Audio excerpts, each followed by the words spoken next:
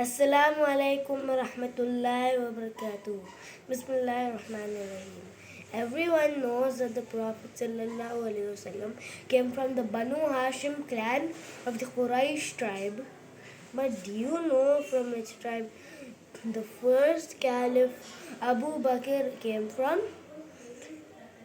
He was also from the Quraysh. Do you know from which tribe the second Caliph Umar ibn al-Khattab was from? Of course, from the Quraysh. Uthman and Ali were also from the Quraysh. So why are all these caliphs from the Quraysh? And why did Allah choose His last messenger to be from this tribe? Let's try to find out why the Quraysh is so special. My name is Yahya. I am 8 years old. I am thankful for this opportunity, and my topic for today, as you may have guessed, is the Quraysh. The word Quraysh means getting together.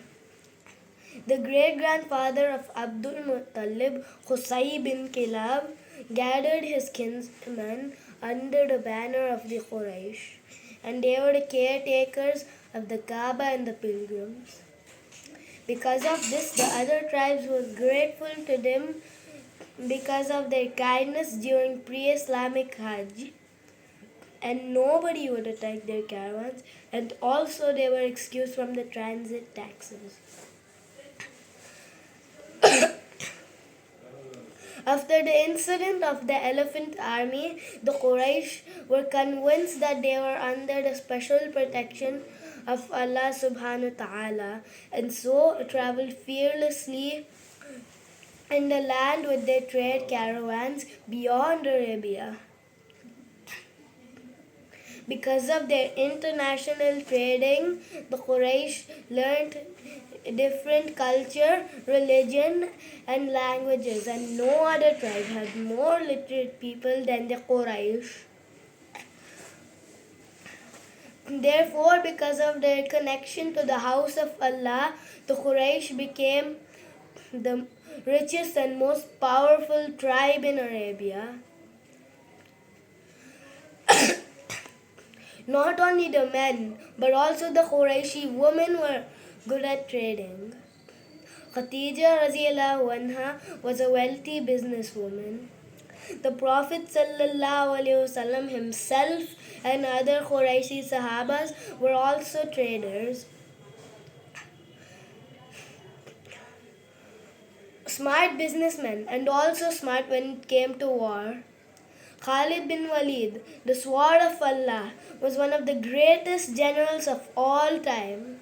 And of course, the Prophet ﷺ's military genius was unmatched. Whether on battlefield or off, the Quraysh have shown leadership qualities rare among others. The Prophet ﷺ himself has said, Quraysh are the leaders of men. So now do you see how the Quraysh stood out and how they were so important to Allah subhanahu wa ta'ala?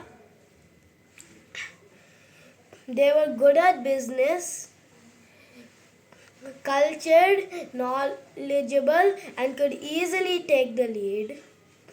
Hence, they were ready to take on the huge responsibility of spreading Allah's religion. So what do we learn from the Quraysh? Getting together. You all may agree that's the need of the hour. If we are together, we can achieve greatness. If we help each other learn and grow, if we imbibe the qualities of the Quraysh, maybe Allah may choose us to be among the helpers of Mahdi alayhi salam.